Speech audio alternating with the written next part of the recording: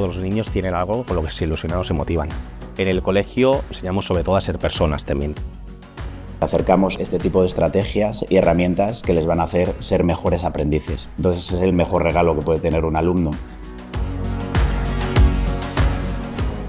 La verdad es que es muy emocionante, ¿no? Ver que tú estás liderando un proyecto y que funciona. Cuando hacemos cosas en común, de manera colectiva y consensuada, se dan grandes avances y ganan grandes cambios en la educación. El estudiante al final tiene que amar el aprender. Tienen que darse cuenta que cuanto más aprendes, mejor es para ti, más vas a poder seguir aprendiendo, que son las bases esenciales de los aprendizajes significativos.